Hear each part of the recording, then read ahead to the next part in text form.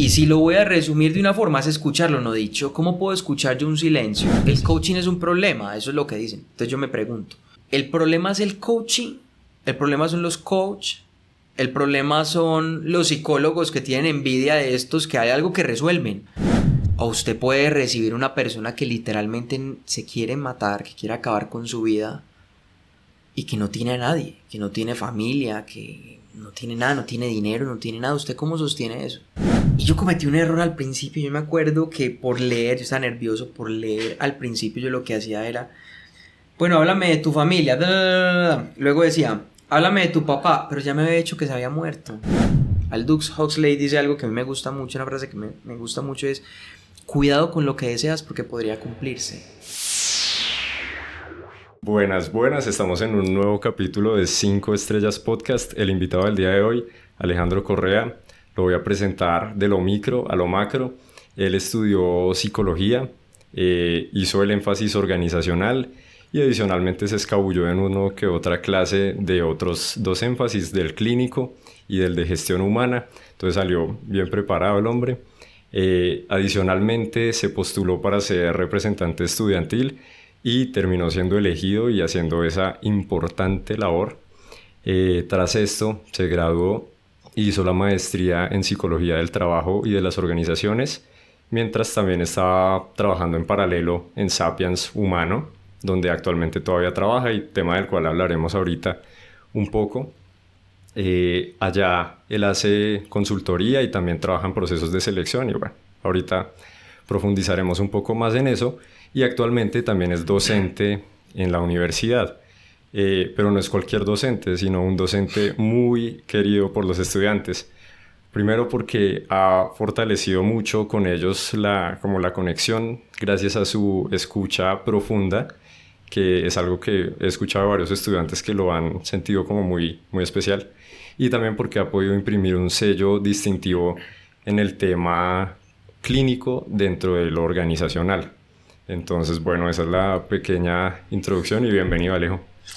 Juana, no, valoro mucho la presentación así como la planteas. Muchas gracias. Muy bacano el espacio. Yo valoro mucho este espacio. Hemos tenido la oportunidad de conversar, particularmente después de que yo salgo de las clases los viernes a las 12. Vos también salís de tu clase, entonces sí, tuvimos la oportunidad de conversar, almorzar juntos en la universidad y surge pues la posibilidad de estar acá. Sobre todo que es un proyecto muy interesante, algo que surge en algún momento como tengo entendido, como una idea de clase que de alguna forma termina teniendo pues más potencial, termina teniendo, se ve, lo diría yo desde una postura muy psicoanalítica, más deseo, digámoslo así. Entonces bacano como que lo reflejas de esa forma, que se nota que tenés ese impulso. Por otro lado, sí, pues te agradezco mucho lo que decís. Digamos que he tratado en el tiempo en el que llevo dando la materia en EAFIT, de acercarme a los estudiantes para poder conocer un poco más qué piensan con respecto a lo organizacional, qué piensan con respecto a lo clínico y poder de alguna forma fortalecer esa opinión, ese pensamiento con algo de la experiencia que no ha sido tanta como otros colegas, pero yo diría que en el tiempo que llevo ejerciendo, digamos, esa práctica entre lo clínico y lo organizacional, creo que ha habido algo importante que hemos logrado trabajar en Sapiens, que es la empresa donde, como tú dijiste, actualmente trabajo. Tengo el cargo de psicólogo investigador y pues trabajamos varios temas en función de esa unión de lo clínico y lo organizacional. Y chévere poder tener relacionamiento como con los estudiantes que vean esa óptica. Hay varios estudiantes que les ha interesado empezar un poco a entender cómo se puede aplicar lo clínico en lo organizacional, aspecto que por supuesto tengo que agradecerle a John Orejuela, que estuvo acá en el podcast, que él fue, exacto, y que él fue el primero que empezó, digámoslo así, a plantear todo lo que tiene que ver con esa historia de lo que él llamó la clínica del trabajo, que el trabajo de Francia, de Christophe de Jours. Él estudió Johnny estudió en Brasil, entonces se trajo toda esa teoría, empezó a plantear y formar clínicos del trabajo acá. Y bueno, yo digo que soy un clínico del trabajo y eso es lo que he venido contribuyendo en esa labor desde la práctica, digámoslo así. Y ha sido impresionante. Para mí también ha sido muy chévere compartir estos espacios afuera de las clases. Pues a mí nunca me tocaste como docente, Realmente esta va a ser mi primera clase contigo. Bueno, Entonces, espero que nos vaya bien. ojalá, me faltó el cuaderno. Sí. Pero no, sí, pues muy chévere. Y también es que te ha rendido mucho porque eres alguien joven y también me faltó mencionar que también haces consulta clínica, pues psicoterapia, ¿no? Sí, eso es un asunto que muchas personas me preguntan, porque al preguntar ese asunto, bueno, ¿y usted cuántos años tiene? En la empresa me molestan mucho porque dicen mucho ese asunto de que yo tengo alma de...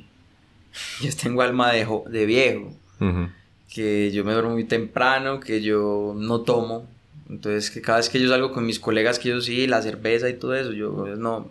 Alejandro, sírvale el Milo. El Milo. Sí, así me Pues dicen. así fue acá, ¿no? Que yo te dije, bueno, ¿qué te Ah, bueno, así tomas? fue acá, Que sí, pero una no me diste polita, Milo, que me yo no diste sé agua. qué. Me faltó el Milo Ese fue en el el menú. problema. Sí, Para la exacto. próxima. Entonces, sí ha rendido el tiempo, digámoslo así, pero pues uno siempre resguarda la posición juvenil de alguna forma. Aunque yo pienso que aún así uno sea viejo, uno siempre tiene que tener una posición como de un aprendiz, como tratar de verse como alguien que tal vez si bien tiene un recorrido, poder Ujú. escuchar antes que posicionarse como un viejo que tiene saber, como dicen, el viejo zorro. Yo Mm, prefiero ser más, desde una postura más de aprendiz, así se vea muy joven, pero creo que tengo algo que decir, entonces chévere. vale, súper. Bueno, arranco con la primera pregunta y es un poco clarificar un mito que hay por ahí de que todo organizacional en cierta forma fue un clínico frustrado. Entonces, digamos, yo puedo hablar un poco por mi experiencia y lo que escuchaba por Mm. ahí. Una persona entra estudiando psicología, entra a estudiar psicología pensando en ser el psicólogo típico de consultorio, ¿no? Voy a Ah, estar en un consultorio, voy a tratar pacientes, les voy a ayudar a solucionar ciertas problemáticas, a tener bienestar, a estar mejor. Pero luego van pasando los semestres, va pasando el tiempo y se van dando cuenta de que de pronto por un lado las ofertas clínicas no son tantas, al menos en el momento de la práctica, y por otro lado empieza a aparecer este mundo organizacional que va seduciendo un poco más, porque por un lado aparentemente no se ve tan difícil o tan complejo como tan cargado de emocionalidad de estar todo el tiempo con paciente y como recibiendo ese sufrimiento tal vez. Y por otro lado, pagan, al menos desde la práctica ya uno ve la diferencia, pagan y no siempre es solo el mínimo. Entonces ahí uno ve eso y también dice, bueno, pues si aparte voy a recibir un pago y la labor va a ser contratar la orquesta de fin de año, cantar la fiesta de cumpleaños, poner comprar las bombas. las bombas, las velas, que todo esté, pues chévere, ¿no? Y me gano mi plata. Ajá. Entonces no sé, ¿tú qué piensas de ese tema? Es muy interesante eso que decís porque te lo voy a decir así. Yo creo que es natural. Yo creo que es un pensamiento que hay que tener. Los prejuicios de alguna forma y los mitos hay que tenerlos porque hay que romperlos, ¿no? Ujú. O sea que el problema como tal no está en el prejuicio, sino que no, primero no tener la responsabilidad para levantar la mano y decir, hey, ¿cómo es esto? Sí. Que muchas veces llegamos al extremo de llegar hasta la práctica y fue como hasta acá fue, entonces ¿cuál va a ser la realidad? ¿Esto sí es cierto o no es cierto?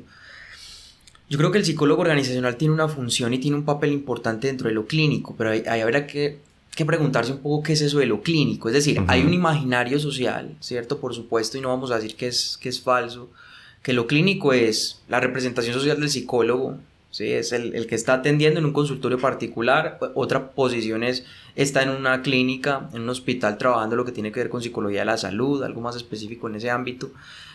Pero lo que es el psicólogo organizacional hace procesos. Es decir, eso es un pensamiento que hay. El organizacional hace procesos y no se meta más. Ujú. Que yo creo un poco lo que vos decís. De hecho, en los énfasis que se plantean en EAFID, al menos en este caso, me imagino en otras universidades también, que es un énfasis compartido con la administración, se trabaja de procesos. Entonces, subsistemas de ingreso, todo lo que tiene que ver, pues, nómina, compensación, incluso derecho laboral. En el de gestión humana. Sí, Mm, ajá. Puede que haya ahí como más procesos en ese ámbito, sí. pero el problema es justamente que no se introduce la dimensión de cómo se puede ver lo clínico, en tanto ya no desde el hacer, del quehacer clínico al frente del paciente, sino una escucha clínica, es decir, son dos cosas distintas. Ese imaginario de que el psicólogo organizacional es el que pega bombas, es el que está todo el tiempo ahí pendiente de temas muy operativos, eso sí, dependiendo de la persona y de la empresa, por supuesto. Ujú. Yo afortunadamente di con una organización que desde que empecé a hacer la práctica, incluso desde antes que yo trabajé, empecé ahí, digamos que me fui colando, metiendo para saber cómo era el cuento, cómo era el rollo de la consultoría, que es otro mundo, pues que espero que podamos hablar un poco de eso ya, que no solamente es hacer lo típico en una organización, sino conocer muchas organizaciones y con base en eso decir, venga, esta organización tiene este problema, hay una organización, una empresa que nos dicen tiene problemas de retención de personal, venga, ¿qué es lo que está pasando? Porque la gente se les está yendo. En otro caso dicen algo así como, no sé, como hay una dificultad fuerte con los líderes están mandando mal, entonces uno entra a preguntarse, venga, ¿y por qué está pasando eso? Entonces ya te vas dando cuenta que no es solamente ese tema de pegar la bomba, de hacer lo típico, lo tradicional, lo operativo, sino que usted puede preguntarse y usted puede decir, ¿qué carajos está pasando acá? O sea, acá ya hay algo raro. Y acá es donde entra el tema que para mí es el más importante, es cómo la escucha clínica, que voy a definir como la escucha del cuidado de un otro, si me voy con Foucault desde la definición, ¿sí? De lo que implica cuidar al otro, cuidarse a sí mismo, cuidar al otro, la escucha con cuidar. Entonces yo puedo decir, venga, esto tiene relación, ¿sí? Entonces yo puedo en una organización no solamente hacer procesos y procedimientos típicos, tácticos, operativos, sino hacerme una pregunta por la vía de la escucha, escuchar a un otro, cuénteme su relato, qué es lo que está pasando, qué interpreta usted y tratar de entender en un contexto algo más allá. En eso de ideas es donde entra esa relación entre la clínica del trabajo y cómo yo puedo hacer una escucha a profundidad en una organización. Pero efectivamente hay un debate muy fuerte entre entonces el que es organizacional no puede ser clínico y eso pues hace mucho tiempo se viene tratando de romper, que la realidad no es esa. Y se ha venido fundamentando en investigaciones y en trabajos y en proyectos que dicen hemos tenido psicólogos clínicos que aportan al mundo de la organización. Entonces desde ahí yo creo que ya empieza un poco más ese ámbito de romper ese mito. Ya, porque sí, si fuera solo el tema de las fiestas y toda esa vaina, pues lo puede hacer cualquiera, ¿no? Que es un poco algo que también se menciona. Yo creo que es muy desafortunado, Juan, ¿sabes por qué? Porque... A ver, yo creo que hay dos actores ahí. La organización, sobre todo desde la perspectiva donde se piensa que es una organización tradicional, es decir, los procesos están tan estandarizados, todo se viene haciendo como es desde el día a día, desde hace mucho tiempo, entonces uno dice, venga, ¿qué hacen de distinto? Esa empresa yo podría decir que pues tiene una orientación y un norte que es a seguir haciendo las cosas como se hacen todos los días, entonces siga contratando un psicólogo con unos objetivos muy puntuales, haga la nómina, pues en algunos casos los psicólogos hacen la nómina, en otros selecciona el personal, cree las descripciones de cargo, haga las entrevistas, por supuesto bajo modelos totalmente tradicionales o sin mucho competencias, que cada vez se está volviendo más tradicional el modelo de competencias y no se innova en algo distinto, que es algo que espero podamos hablar un poco más adelante. Y por supuesto todo lo que tiene que ver con temas de más tradicional, lo que llama el bienestar, el desarrollo, pero no es algo que se haga diferente, es lo tradicional como se viene haciendo. Entonces ahí es donde se dice, las cosas se siguen haciendo tal cual como siempre se ha hecho, y dónde está entonces la posibilidad de que el psicólogo diga, hey, yo no estoy de acuerdo con esto, ¿por qué no hacemos esto diferente? Ahí es donde está la pericia clínica para poder entender un contexto, que es lo mismo que ocurre con un paciente. Vos en un paciente, pues, desde la experiencia de lo que yo tendría por decir, yo creo que uno tiene que entrar a analizar un contexto determinado. No solamente es el relato de un sujeto sufriente, en muchos casos, en otros gozante de alguna manera, sino que venga cuál es el contexto, o sea, cuál es el panorama cultural, político, social, cómo vive la persona. Entonces uno entra a analizar una serie de variables que por lo general no se evidencian y ya uno empieza a decir, venga, esto me interesa que lo tengamos en cuenta a la hora de realizar nuevos procesos, como decías vos, de innovar, de hacer algo distinto. Entonces yo creo que son dos agentes, dos responsables, la empresa que se empecina a hacer lo mismo de siempre y los psicólogos, que te voy a decir una experiencia muy breve. Un cliente de nosotros, una empresa multinacional, el gerente nos decía el gerente de uno de los países decía, yo tengo 12 psicólogos, pero yo no tengo 12 psicólogos, yo tengo 12 secretarias. Y es fuerte porque uno dice, venga, 12 secretarias, ¿qué quiere decir? Sí, es que ellos hacen lo que yo les diga. Mm. Yo los contrato y es que para que hagan algo distinto, para que me digan qué es lo que tengo que hacer, y ellos se quedan todo el tiempo en dígame qué es lo que hay que hacer. Entonces, ¿de qué sirve tener 12 psicólogos si ninguno tiene esa agencia para decir, hey, hace algo diferente? ¿Me hago entender? Entonces yo creo que en la medida en la que los psicólogos se perpetúen en la idea de que siempre hay que hacer la misma pendejada de siempre en las organizaciones, de que no se puede hacer algo distinto, entonces va a ser mucho más difícil separar esa creencia y vamos a seguir con los mismos mitos y con las mismas ideas e ideologías que siguen perdurando en el tiempo. Tú en algún momento mencionabas que el tema clínico dentro de la organizacional podía incluso llegar a ser más complejo que el tema clínico solo con pacientes, porque era como mediar entre los dos polos, ¿no? Empresa y trabajador. Sí. Uno lo tiende a ver distinto y al principio te lo mencionaba un poco, que uno tiende a ver que realmente lo complicado, lo pesado está es en el clínico, pues sobre todo si es en el clínico, pues en psicoterapia. Hago la aclaración, sobre todo si es en EPS o algo así, como muchos pacientes, muy, muy pesado todo el ambiente, y imaginar lo organizacional más tranquilo. Pero ¿cómo es eso de que, digamos que ahí es como, puede llegar a ser más complejo incluso? Sí, acá se enreda el rollo porque acá es donde vamos con el otro lado, con la otra cara. Uh-huh. O sea, la gente puede decir, bacano, eso de clínica del trabajo, chévere, o sea que yo puedo hacer una escucha clínica distinta en la organización. Bueno, ¿y cuál es el costo de eso? ¿Cuánto vale eso? No me refiero a plata, me refiero a cuánto es el costo simbólico en cada persona. Es decir, ¿usted a qué está dispuesto a hacer? ¿Qué está dispuesto a sacrificar y qué está dispuesto a hacer para poder intervenir algo distinto? Nosotros tenemos un colega muy apreciado que se llama, es el profesor John Jairo Quiseno, es un psicoanalista que muy cercano a Sapiens, a nuestro grupo. Él nos da ciertas asesorías en ciertos momentos donde lo requerimos. Hay realmente más una amistad de por medio, pero él es un gran maestro. Y él nos decía algo cuando arrancamos este proyecto, cuando empezamos a intervenir clínicamente en las empresas, y es, si usted abre un consultorio, ¿qué le llega? Si usted abre un consultorio para atender en las empresas, ¿qué le llega? Uh-huh. Pacientes, ¿sí o no?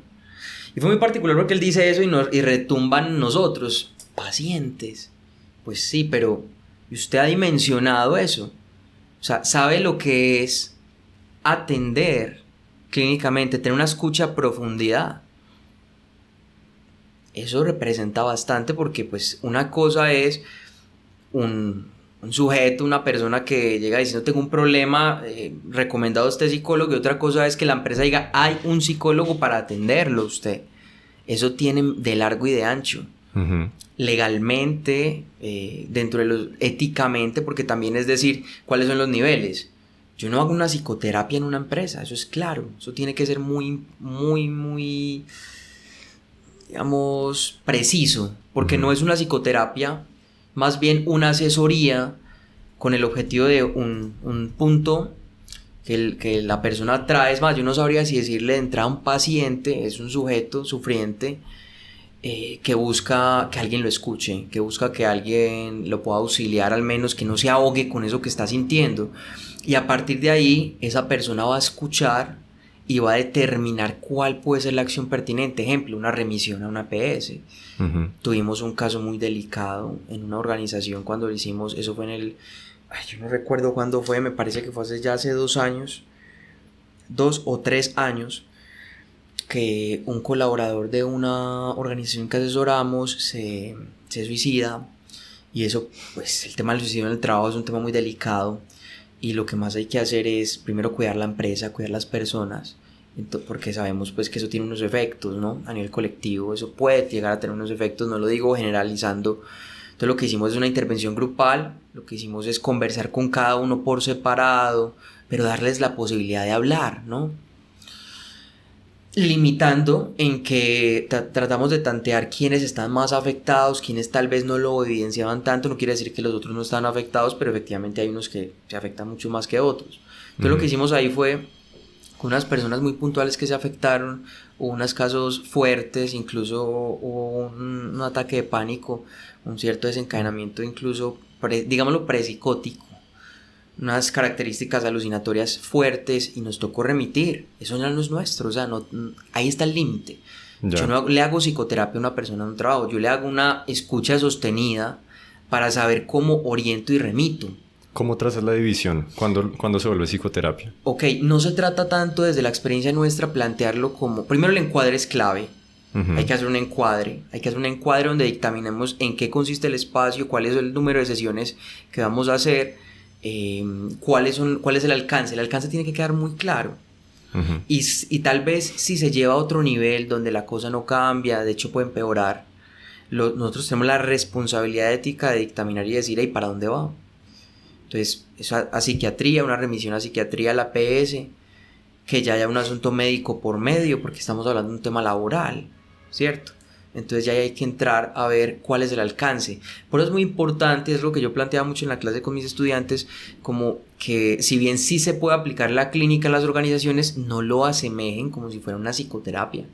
No tiene el mismo alcance, el mismo fundamento. Entonces yo creo que es muy importante saber delimitar hasta qué punto, insisto, un buen encuadre es muy importante y hacer unos seguimientos donde sea claro que se trata de una escucha, pero donde haya unos asuntos de por medio distintos, se entra a remitir. Ejemplo, casos donde se atente contra su propia vida, contra la de otros, que sabemos pues dentro de lo deontológico en psicología y lo ético, eso tiene unas características importantes incluso por ley, para romper la confidencialidad. Ya, ¿cómo es un ejemplo de un encuadre ahí? Pues a ver, yo creo que vos lo decís muy bien. Un ejemplo, yo creo que no hay un solo encuadre. En ese caso, con las organizaciones, yo creo que lo importante y lo pertinente es decir primero la presentación, ¿no? Pero también decir cuál es el fin de este espacio, en tanto una asesoría, podría ser incluso una consultoría, aunque puede tener ciertas diferencias epistemológicas. Pero en términos de la asesoría como tal, es decir, mire, la organización le está brindando a usted un acompañamiento, siempre remitir la organización tiene un fin y es que podamos preservar primero el cuidado y la salud mental, por eso usted está acá en este momento, tiene la oportunidad de que nos podamos ver, de que conversemos, de que usted me diga qué está sintiendo, cómo siente y tal vez pensar qué se puede hacer, insisto, para un ejercicio muy puntual.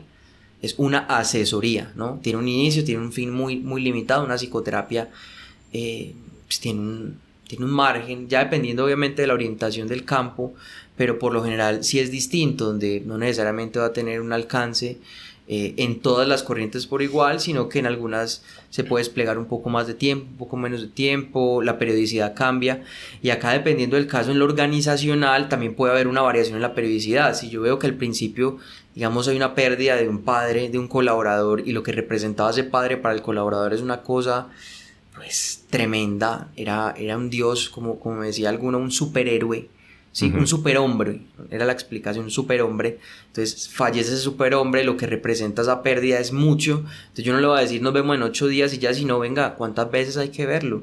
Lo puedo ver 2 veces. Insisto, no es tanto, a pesar de que para las empresas importa mucho el tema de la productividad, es el tema del cuidado. Yo creo que es lo que hay que fomentar acá. Cómo se puede cuidar la salud mental de las personas en la organización.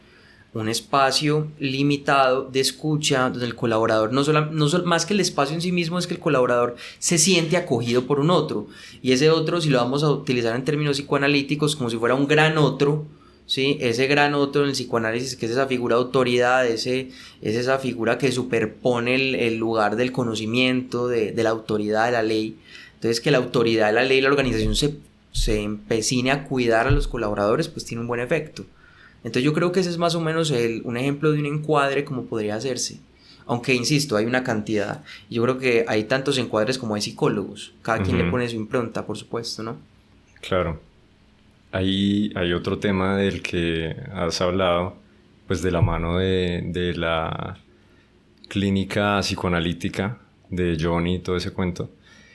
Y bueno, lo viví también cuando estaba aplicando a las prácticas.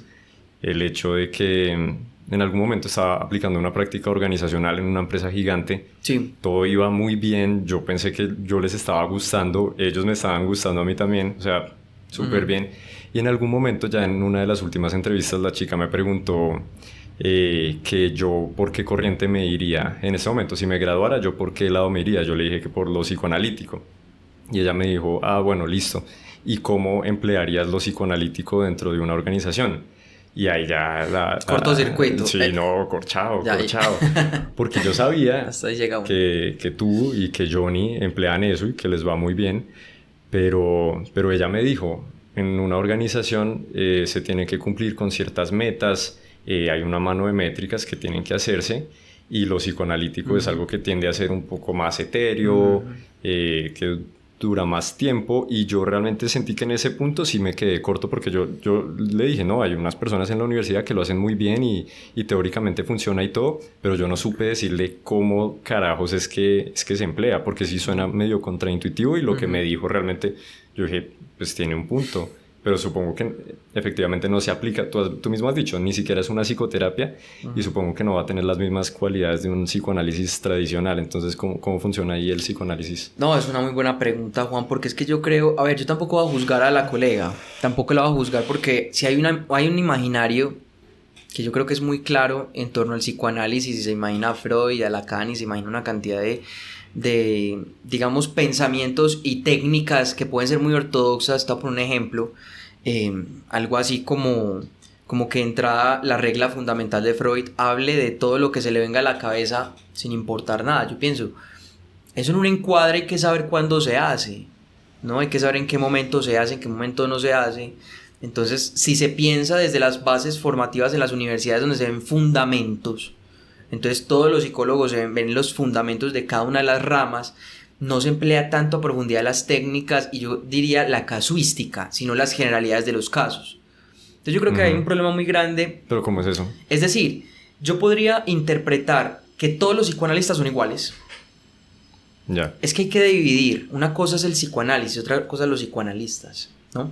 Al menos desde la forma como yo lo veo. Yo puedo decir, a mí no me gustan muchos psicoanalistas, no estoy de acuerdo con su obrar en muchas cosas.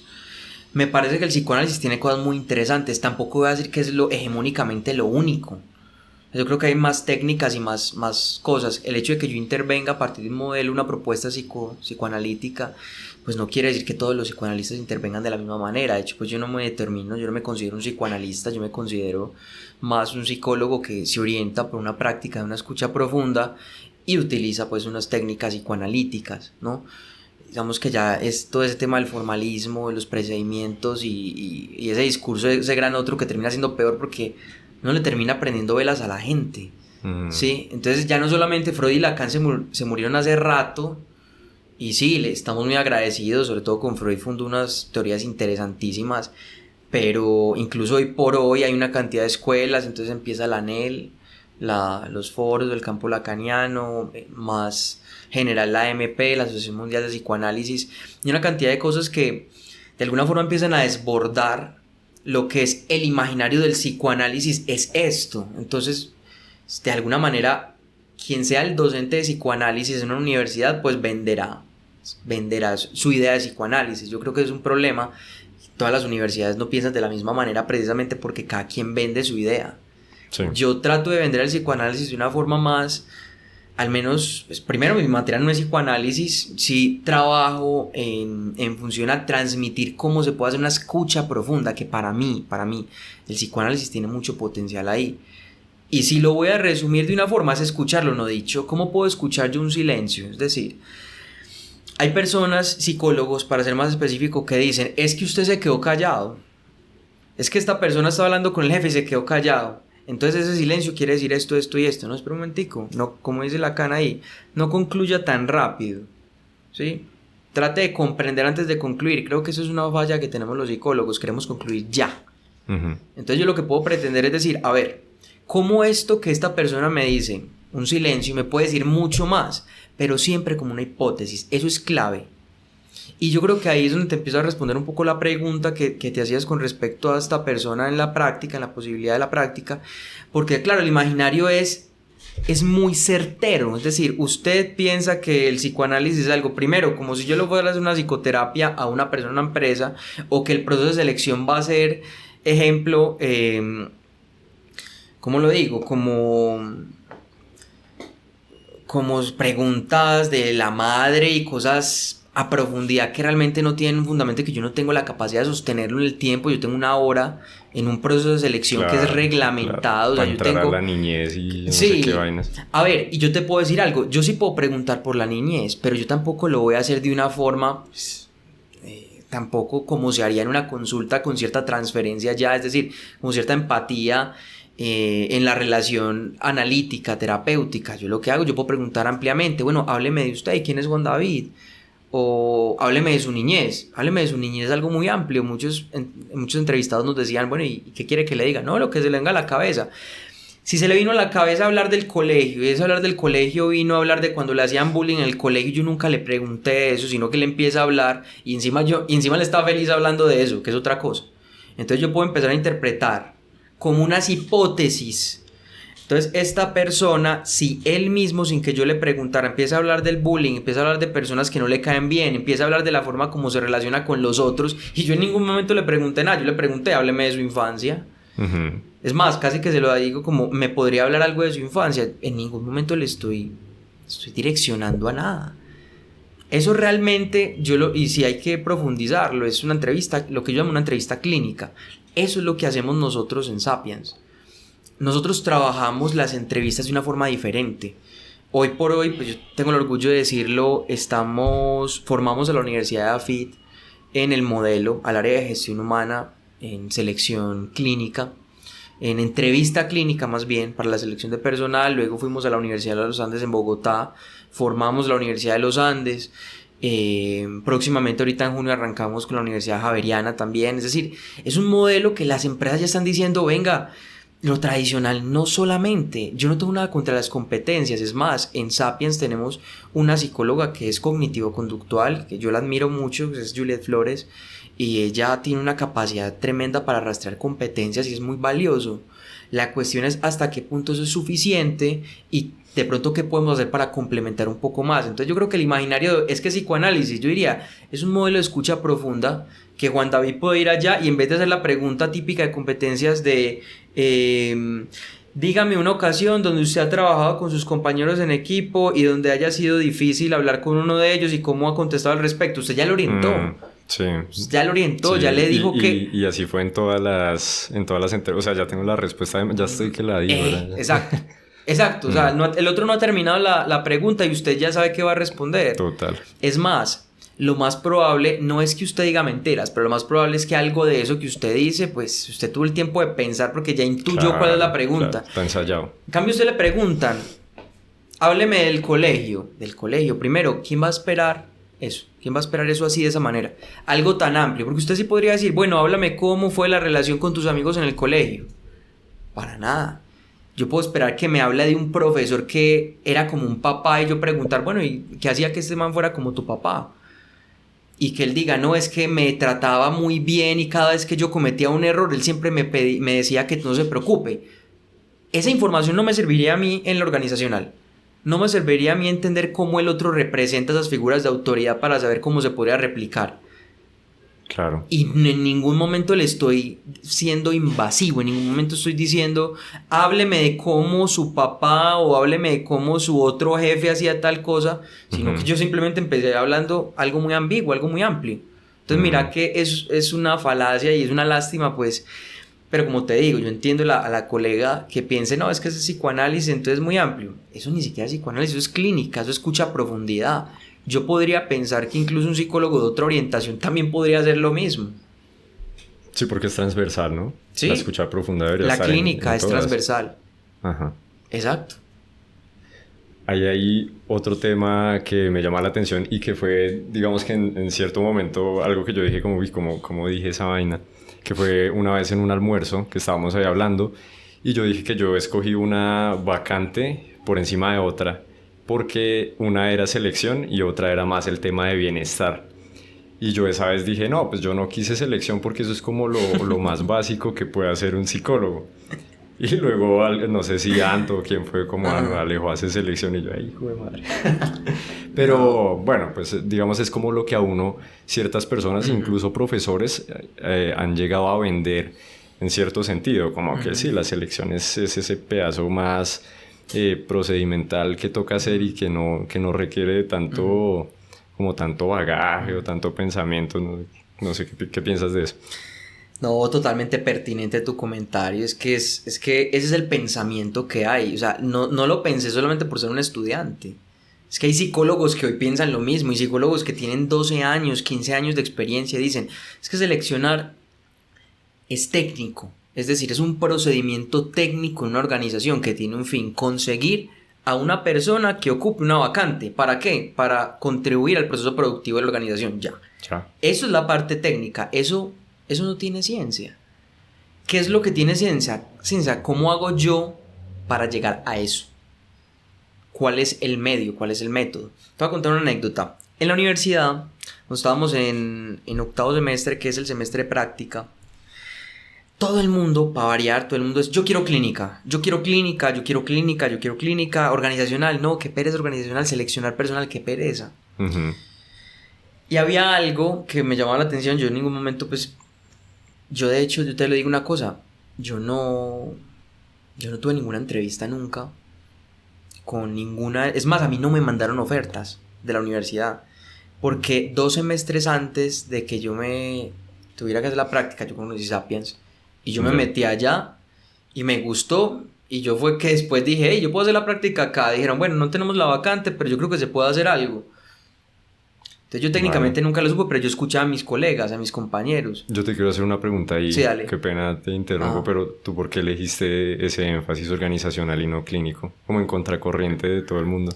Porque cuando yo conocí Sapiens, más o menos yo acabo de empezar el énfasis, pero yo había conocido la clínica del trabajo. Entonces yo empecé a decir, yo quisiera trabajar en lo organizacional, pero haciendo clínica. Ese era mi sueño. Yo no quería estar detrás del escritorio haciendo procesos técnicos de gestión humana. Yo quería hacer consultoría organizacional por el método clínico.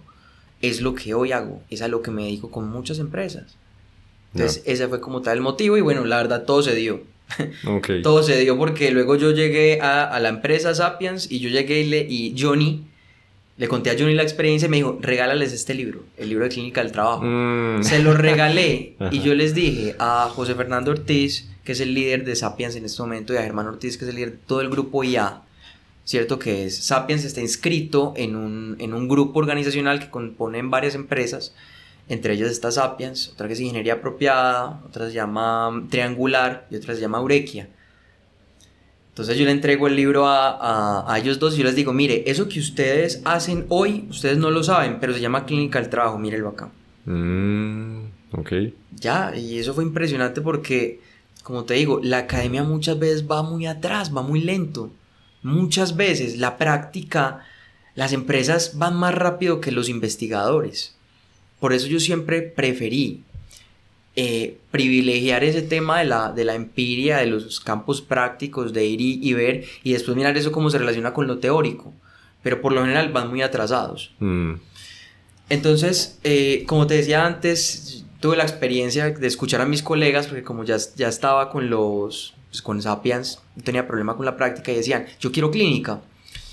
Pues cuando mis colegas, una persona en especial, le tocó una de las prácticas más difíciles en psicología, al menos en ese momento, que era la práctica de la UDA. Es un entorno complejo porque es hacerle las asesorías que te decía a los estudiantes, personas que tienen muchas veces situaciones complejas. Sí. Y no digo que sea por ser de la UDA, en EAFIT también hay situaciones muy complejas, pero particularmente allá casos desbordados. Y me acuerdo que una colega de entrada lo que decía era, pucha, yo no sé qué hacer acá. O sea, un caso muy delicado, y decía, yo no sé qué voy a hacer acá. Y así como ella, otros donde hicieron sus propios nexos de práctica, donde fueron a conseguir las prácticas y decían, yo esto, no me imaginaba esto. Entonces yo me acuerdo de mi colega de John Quiseno, del profesor que les digo, el amigo nuestro, que él dice, usted tiene 2 opciones para hacer clínica. Usted tiene la posibilidad, usted no sabe qué le llega, pero usted tiene la ética y la posibilidad de decir que sí va a seguir recibiendo. Entonces usted puede seguir recibiendo gente triste. Gente triste que lo dejó el novio, que lo dejó la pareja o tal cosa, tal otra, y pues eso no representó gran mayor problema. O usted puede recibir una persona que literalmente se quiere matar, que quiere acabar con su vida y que no tiene a nadie, que no tiene familia, que no tiene nada, no tiene dinero, no tiene nada. ¿Usted cómo sostiene eso? ¿Usted cómo sostiene literalmente la vida que ya le están diciendo lo que va a hacer? ¿Qué hace usted ahí? Una palabra en falso, una mala palabra. Eso basta para que la cosa no marche bien. Sí, un mal gesto, una mala mirada. Y bueno, ustedes dirán, entonces, ¿que eso es exagerado? No, no es exagerado, yo lo he visto. Yo he visto como en un momento de crisis, sobre todo cuando estaba empezando, yo me acuerdo de una paciente que atendí que me contó un aspecto muy traumático, un tema de violencia intrafamiliar muy delicada, y yo me acuerdo que yo hago así, y él me decía, ¿usted también piensa lo mismo que él? Hijo de madre. O sea, inmediatamente ya hay algo, ¿cierto? Una contratransferencia mía, yo inmediatamente, pues uno también es humano, eso es claro, pero eso genera un efecto. Lo que quiero decir es, eso va a tener una repercusión. Entonces, ese ámbito de decir que es clínica la prioridad y que todo el mundo quiere clínica, ahí ya no empieza a decir, bueno, usted está segura que sabe qué es lo que quiere. Y no quiere decir que entonces esté errado, porque bueno, nadie sabe lo que quiere hasta el final. Aldous Huxley dice algo que a mí me gusta mucho, una frase que me gusta mucho es, cuidado con lo que deseas porque podría cumplirse. Usted no sabe qué es lo que tiene hasta que lo puede tener. Claro. ¿Sí? Entonces, todo el mundo dice, yo quiero esto, pero ¿qué es lo que usted quiere de eso? ¿Sí? O sea, en todo deseo, una cosa es querer y otra cosa es desear. ¿Usted qué es eso que desea en lo que quiere? Ahí es donde ya está la pregunta que se tiene que hacer, sobre todo el psicólogo que se interese por la clínica. Y ahí también me meto en lo organizacional porque es lo mismo. Hay empresas que nos han dicho a nosotros, ¿sabe qué? Sus servicios son muy interesantes. Nosotros hacemos algo que se llama una impresión diagnóstica, que nosotros entrevistamos, una organización tiene una problemática. Nosotros lo que hacemos es hacer todo un análisis cualitativo, entrevistando por este método de escucha profunda a las personas. Y eso es interesante porque las personas se sienten escuchadas, dicen, ve, la empresa se mete la mano al bolsillo y tiene un interés de que nos escuchen. Y cuando vamos a entregar los resultados, hay empresas que nos dicen, ¿y ahora qué hago con esto? Claro, o sea, ya esto está muy delicado, o sea, ya esta información que me están dando está muy delicada. ¿Qué hago con esto? Y no qué hago desde lo literal, porque nosotros planteamos propuestas de intervención. Sí las planteamos, por supuesto que sí. Pero la cosa es en qué medida una organización está dispuesta a, pues a querer ir más allá. Cuando eso dicen, es que nos preocupamos por los colaboradores, ¿qué es eso? ¿Qué entienden por preocuparse por los colaboradores? O sea, ¿cuál es el límite? Lo que vos decías ahora, ¿cuál es esa brecha? ¿Cuál es el límite entre preocuparse por los colaboradores y sostenerlos? Nosotros en ningún momento estamos diciendo que vamos a ser los psicólogos personales de todos, sino, hey, escuche algo de ese malestar y ¿qué puede hacer usted? ¿Qué ha hecho usted? ¿Qué responsabilidad tiene usted? Como dice Freud, ¿no? ¿Cuál es la responsabilidad en el desorden de vida del que te quejas? Entonces llega el gerente y nos dice, están rotando mucho, ya los escuchó. Sí, ya los escuché. ¿Y qué escuchó? Escuchan cosas que no son. Entonces nosotros vamos y los escuchamos y decimos, no, eso que usted escuchó no es. ¿Tú puedes dar algunos ejemplos? Por supuesto. De casos. 2020. Ajá.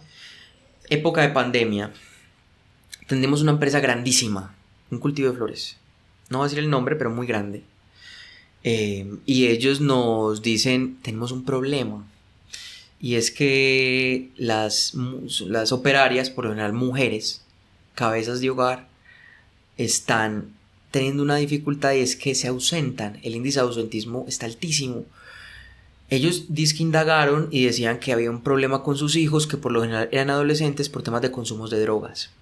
Entonces nosotros, bueno, interesante, vamos a plantear un modelo. Son muchas personas, nosotros no podemos hacer esa intervención con todo el mundo, entonces nos inventamos una intervención clínica diferente y es lo que llamábamos un relato proyectivo, un cuento, una fábula que dura 1 minuto o menos en contar, y luego lo que decimos es, hablen de esa fábula. Y es una fábula que puede ser muy infantil. Es como, se llama La rana y el alacrán. Ajá. Entonces es como que la rana, el alacrán necesitaba pasar de un lado del estanque al otro.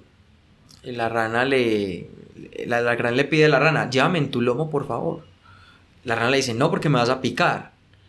Le dice, no, pero mira que yo necesito llegar al otro lado. Bueno, entonces la rana dice, listo, está bien. Y a la mitad del estanque lo pica. Y la rana le dice, pero ¿qué pasó? Es que es mi naturaleza, perdón. Ya, esa es toda la fábula. Sencilla, ¿sí o no? Sí. Y uno dice, venga, es una bobada. Sí. Pero después estamos 20 personas, 5 psicólogos, 5 personas evaluando, escuchando, y les preguntamos, bueno, ¿qué piensan de eso? Usted no se imagina lo que sale de ahí. ¿Cómo es que después de esa historia terminan hablando de un tema de violencia intrafamiliar? Porque empiezan a haber identificaciones. Entonces, claro, es que la rana entonces empiezan a hablar. Es que definitivamente eso lo que me pone a pensar es que hay gente que promete cosas y no las cumple. Sí, es que eso también me ha pasado a mí. Es que hay gente, eso me pasa con mi pareja. Antes de que se fuera, y es un problema, y es el problema que estoy teniendo en este momento con ellos. Y empiezan a hacer una asociación de comentarios donde dice, venga, acá está pasando otro tema. Nosotros tenemos que saber, tener esa pericia, ese cuidado para decir hasta qué punto sigo, hasta qué punto voy, hasta qué punto me limito, hasta qué punto me detengo, o hasta qué punto continúo.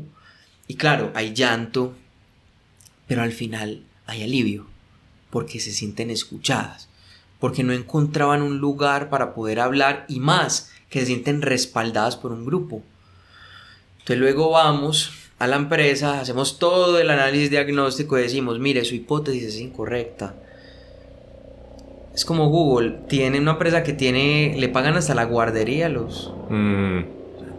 les damos todo. Y lo que decimos es, no me dé todo lo que yo le pido, porque eso no es lo que necesito, realmente. Eso es lo que se llama ir más allá de la demanda, ¿sí? Uno escucha la necesidad, pero ¿cuál es esa demanda latente? No es la demanda manifiesta, sino la latente, ir más allá. Entonces de eso se trata. Eso es una consultoría clínica, eso es lo que hacemos en las empresas. Una empresa tiene una problemática, cree que sabe lo que es, nosotros decimos vamos a escuchar, vamos a ahondar más y planteamos unos resultados, un diagnóstico y una propuesta de intervención. Entonces uno dice, ¿eso es psicología organizacional? De pronto, pero dígame, ¿para usted qué es? Señora empresa, dígame para usted qué es la psicología organizacional y le diré cuál es mi alcance como psicólogo. Tremendo. Otro tema que me parece ahí interesante es, supongo que una empresa que llega a buscarlos a ustedes tiene que mínimamente ser una empresa de ya cierto nivel de trabajadores o de reconocimiento, pues que ya les ha ido bien, ¿no? Supongo que una empresa pequeña no suele llegar a ese... O sea, hay otras prioridades, es lo que quiero decir. Ya. O si pasa que empresas pues pequeñas que apenas estén como construyéndose lleguen a buscar este tipo de asesorías. Ya, yo diría que es todo lo contrario muchas veces. ¿Por qué? Okay. Las empresas grandes por lo general tienen áreas para todo. Tienen un área de desarrollo, un área de bienestar, un área de selección de personal. O sea, la gestión humana está como en Harry Potter, dividida en horrocruxes, ¿no? Como dicen, como esa alma está partida en varias partes. Ya. La empresa pequeña hace todo. Tiene el área de gestión humana, un área. Hace todo. Por lo general la misma persona hace todo. Esa persona por lo general es la que más termina estando en la necesidad de ayuda para saber cómo se puede operacionalizar de una mejor forma lo que está haciendo hoy, porque tal vez tiene ciertos errores. Entonces acá el asunto ya no va tanto por ese lado. Hemos tenido las dos empresas grandes, más de 300 empleados que nos han solicitado acompañamiento, empresas muy pequeñas de 5 colaboradores. No en todas las empresas hay el mismo alcance. Por lo general nos hemos dado cuenta que hay más alcance, más proyección en las pequeñas, porque por lo general hay casi todo por hacer.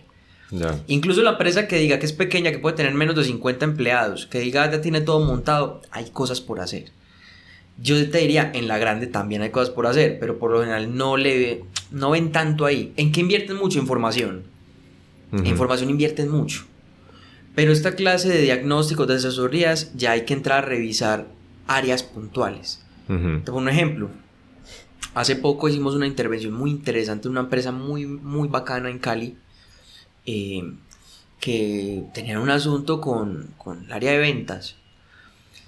Y lo que queríamos hacer era cómo podemos potencializar, conozcamos las personas para saber tal vez qué es lo que está pasando, que no están vendiendo, o tal vez no como la gerencia está esperando. Y nos dimos cuenta de una cantidad de cosas que pueden explicar el por qué y que vienen incluso dentro de los procesos en las empresas. Es decir, nosotros no solamente les terminamos hablando de las personas, sino de los procesos. Yeah. ¿Sí? Para nosotros hacer una consultoría es clave que hayan 3 elementos, y es el análisis del sujeto, del contexto y del trabajo, de las funciones. Entonces nosotros no solamente nos centramos en el ser, ¿sí? Sino que nos centramos también en los otros 2 aspectos. Nosotros siempre hemos pensado algo, y es la filosofía de Sapiens, que entre otras cosas es transformación a través de la escucha. Ese es nuestro propósito, ni misión ni visión, tenemos un propósito. Y dentro de eso lo que hacemos es el ser, el saber y el hacer están todas relacionadas. Y si pudiéramos poner un esquema, pues eso lo que termina mostrando son los 3 aros, que según la teoría de conjuntos, si se suelta uno, se sueltan los 3. Es como un símil de lo imaginario, lo real y lo simbólico en Lacan, que es desde la teoría psicoanalítica, que eso pues viene desde las matemáticas, eso no se lo inventó Lacan, sino desde antes con el tema de la teoría de conjuntos, sino que lo utilizó. Nosotros lo que dijimos es, las personas hoy ingresan por el conocimiento y por la experiencia y se van por lo que son. Okay. Es que era muy bueno, era excelente en su trabajo y tenía mucha experiencia, pero salió por un conflicto interno. Entonces las empresas a qué le están apuntando. Eso es lo que nosotros tratamos de analizar. Es lo que entramos en el detalle para tratar de decir, hey, acá la cosa cambia. ¿Me hago entender? Sí. No sé si me desvío. Es posible, pues. Sí. Me surge otra duda también con lo de pues que tú estás haciendo en paralelo la consultoría o pues los procesos de selección y eso, y también la consulta clínica psicoterapéutica. No se supone que, digamos, demanda tanto la clínica psicoterapéutica que uno debería dedicarse como de lleno a esa, o cómo lo ves, o bueno, en ambos lados igual fortaleces esa escucha profunda. Ese es un muy buen punto. Y antes de eso voy a contestar algo que no me preguntaste, pero sí está orientado a ello. Y yo creo que es un consejo que hago al que escuche esto, con el imaginario que vos tenías y que todo el mundo tiene, que la selección es una cosa y la clínica es otra. Sí. Yo agradezco profundamente haber empezado a hacer selección antes de hacer clínica. ¿Por qué? Porque primero es una escucha más controlada. No tengo la responsabilidad directa en primera instancia de atender el sufrimiento de un sujeto. Es decir, viene alguien porque quiere trabajar, necesita un trabajo. Y bueno, ahí puede haber un sufrimiento implícito, pero no es alguien que te manda a vos y te dice, es que necesito que usted me ayude, sobre todo porque ahí va algo que decía Lacan con lo del sujeto supuesto saber, es que alguien a donde usted, por lo general, porque hay casos donde no, va porque él cree que usted tiene la cura de lo que a él le está pasando. Ya implícitamente hay una responsabilidad gigante. Por este otro lado, digamos que no es tan así, porque yo escucho al sujeto y el demandante en principio realmente es la empresa. Entonces yo puedo decir, pero acá al principio de la entrevista yo le pregunto que cómo se considera y me dice responsable, pero después al final de la entrevista empiezo a ver que es una persona que no llega puntual a las partes, empiezo a ver que cuando habla de los hijos ni los menciona y por lo general no tiene una relación como que no diría un padre, una madre responsable. Que cuando empezó a hablar de los trabajos como que siempre responsabilizaba al otro. Entonces uno empieza a decir, qué curioso, es una persona que al principio decía esto y al final otra cosa. Eso ayuda a entrenar el oído. Vale. Para que después ya uno entra a decir, ya sí, venga, me la juego y empiezo a escuchar. Yo le agradezco mucho a un profesor que tuve, que todavía está en la universidad, que hoy puedo decir es un gran amigo, pues es una persona que valoro y estimo, que me ayudó mucho, que se llama Juan José Martínez. Me acuerdo que en la primera consulta, yo le cuento esa historia siempre a mis estudiantes, porque claro, todos vienen angustiados, venga, ¿y uno cómo hace? Entonces, ¿cómo atiende al primer paciente? Eso no hay manual, eso no hay manual, pero él me decía... Y es que es lo que tú dices, uno tiene mucha teoría encima y eso, pero práctica poca. Claro. Poca, entonces uno llega prácticamente, en cierto sentido, uno se siente que está con otro igual a uno, pero le suponen, o uno está en un, no sé si pedestal o qué, de, oiga, ayúdeme. No, total. O además que uno cree que porque tiene la teoría entonces ya sabe aplicar. Total. Por eso teoría y técnica son cosas distintas. Y Juan José me decía a mí, yo le decía, venga Juan, tengo este caso, ¿qué hago? Y él me decía, viejo, escúchelo. Entonces yo decía, escúchelo, ¿cómo así? Si ya lo estoy escuchando.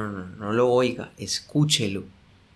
Y no es lo mismo, ¿por qué? Es una persona que viene con un sufrimiento, viene donde usted, me refiero ya al caso en específico que le conté, según vos me contaste, me controló ese primer caso, le pagué con un café. y él me decía, él viene con un problema, escúchalo. Y lo primero que tienes que hacer es escucharlo. O sea, no te apresures tan rápido a teorizar en tu cabeza, todo lo contrario, saca eso, sácalo. Y escúchalo, puramente escúchalo, desprejuiciado. Muchas veces, y ni le digas nada necesariamente. Escúchalo, si le vas a decir algo, hacerle una pregunta para que él pueda tratar de escarbar y entender. Así como vos necesitas entender, tal vez él también necesita entender algo. Entonces hacer una pregunta, saberla hacer por supuesto, pero al principio es escuchar, uno no necesita tanto, necesita prestar atención. Préstele atención realmente y no a usted, no empiece a crear, no se crea Sherlock para empezar a hacer hipótesis y conjeturas en ese momento, escúchelo ahí. Salga de esa consulta, planteele la posibilidad de que continúe, de que ese es un espacio tranquilo, que es un espacio para él para cuando solicite, y salga y ya sí, métale el lápiz, a ver, ¿qué escuché yo acá? Yo escuché esto y esto, yo hago por lo general una historia clínica muy breve, yo no anoto en el espacio sino después, y yo me generó esta hipótesis, esto, es lo mismo que en selección. Es lo mismo, ya ahí yo lo que hago es, yo me desvío, es más, a veces se me olvida el bendito cargo. Por eso yo entrevisto con un otro. Ya. Sobre todo con Julia en este caso, pues que es excelente. Ella dice, no, a ver, reencuadremos en lo que es el perfil. Yo me voy a algo más y yo digo, pero esta persona, tan curioso, acá me acuerdo que me está diciendo que es una persona responsable, pero 20 minutos después no ha hablado nada de responsabilidad. ¿Será que si le pregunto por este otro lado, sale algo? Y ¡puf! Sale algo. Mi hipótesis, ¿sí? Y al final digo, listo, recuerdo, la vacante, claro, va por un cargo comercial, es una persona que sí, tiene características extrovertidas, pero necesita ser responsable. Y es una persona que puede tener muchas características de querer acaparar, llamar esa atención, y por lo general se puede ir más por lo que llaman una doble venta, ¿cierto? Una doble agenda, como que yo tengo ese cliente, me lo dejo para mí, pero no le termino respondiendo a la empresa. Entonces uno ya empieza a mirar como esos rasgos, esas características. Por eso es tan importante la conversación conjunta posterior a la entrevista. Y por eso es tan importante un control de caso en la clínica. Mira que son dos características que parecen muy distintas, la selección y lo clínico, lo particular, y termina teniendo cosas muy similares. Obviamente son espacios muy distintos, pero dentro del plano formativo son cosas similares, ¿no? Y me gusta mucho esa idea de pronto uno ganar su primera experiencia, tal vez en selección, para luego ya adentrarse a lo otro. Es una idea. O hay personas que no les gusta, hay personas que dicen, no, yo voy a lo clínico. Tengo una amiga que dice que lo peor que puede existir es estudiar psicología para terminar seleccionando personal. Y yo digo, es una amiga que quiero mucho y ahí se va a quedar. Es tu idea, está bien. Yo pienso que no. Yo pienso que le agradezco mucho a la selección. Ok. Uno... A veces cuando va al psicoanalista, o bueno, hacen mucho eso, ¿no? Que acaban la sesión cuando uno llega como a algo, como a un tema ahí específico o algo, para que uno se quede pensando, pero esa vaina me parece fascinante, o sea, me parece un arte. Cuando me lo ha hecho, pues yo veo a un psicoanalista, cuando me lo hace y lo hace bien, yo salgo allá con, este man es un putas, o sea, ¿cómo tú manejas eso? ¿Cómo sabes cuándo se llega a ese momento? Juan, acabo de quedar mal porque no sé. La verdad, yo no sé. Yo tampoco lo puedo contabilizar. Tampoco lo puedo... O sea, tengo que tratar de entender en qué momento el paciente, el analizante dice algo lo suficientemente importante para decir, venga, váyase y trabaje eso. Y que muchas veces dicen, no, pero espere, es que ya entendí eso, ¿no? Por eso. Y estaré deseoso de escucharlo en 8 días. Ya. Yo dejo a veces en el encuadre, cuando alguien me pregunta por el tema del límite de la sesión, yo digo mucho eso, como que es posible que haya un momento de la sesión donde algo acabe y que yo creo que la idea es el análisis, eso sí lo digo siempre, el análisis no necesariamente es la sesión, es el lapso que ocurre entre una sesión y otra. Tenés una semana, 15 días para pensar lo que dijiste. Y lo curioso es que hay de todo. Hay pacientes que llegan y dicen, ¿sabe qué, Alejandro? No tuve la oportunidad, no pensé. Otros que dicen, no veía la hora de venir. Menos mal me cortó. Porque luego me di cuenta de que eso que pensaba lo puse en práctica en mi familia y me di cuenta que, pues madre, usted tenía razón, no es tanto como yo lo pensaba, sino que esta es otra opción. Lo curioso es que yo no soy el que lo dice, es él. Ajá. Es la persona la que dice, venga, pero entonces eso quiere decir que lo que yo he pensado todo el tiempo no es necesariamente eso, sino que yo también puedo tomar decisiones. Entonces, ¿yo qué le digo? Sí. No, yo pues, le digo, está bien, usted ya lo elaboró. Nos vemos en 8 días o vuelve la otra semana. Sí, a mí se me hace complicado ese tema porque... No es fácil. Porque también en malas manos, pues en alguien que no esté siendo ético y eso, pues un día que tiene afán y eso, ya lo corto en cualquier momento y ya, y se acabó, ¿no? Yo creo que hay de todo. Por eso te digo, no es tanto el psicoanálisis, sino los psicoanalistas. Pues yo creo que trato de tener mi análisis. Yo le agradezco mucho a mi analista. Pues yo trato de tener un análisis mínimo una vez a la semana. Hace un tiempo no controlo con el profe John, pero he tenido la oportunidad de conversar con otros colegas, ve qué piensas de esto, mira esto, converso por teléfono, no me reúno.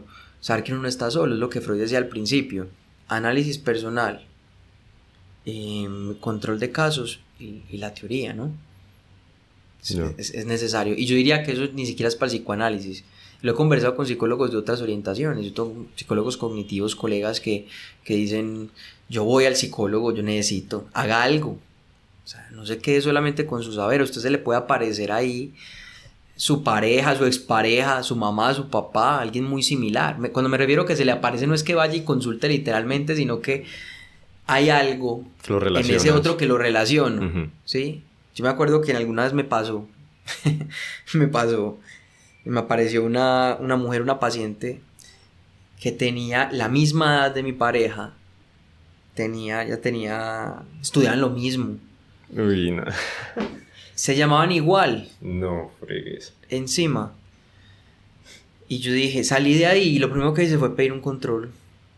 Porque eso es ético. Yo pero dije, no. ahí que podía... Lo que ocurre es que... estar sintiendo en ese momento? Lo que ocurre es que cuando ella se presentó, yo de una pensé, ay, igual que mi pareja. O sea, ya estoy sesgado. Eso fue los primeros 5 minutos. ¿Qué hice? Lo hice consciente y traté de enajenarme, pero ya es que el inconsciente es así, o sea, ya yo estaba sesgado.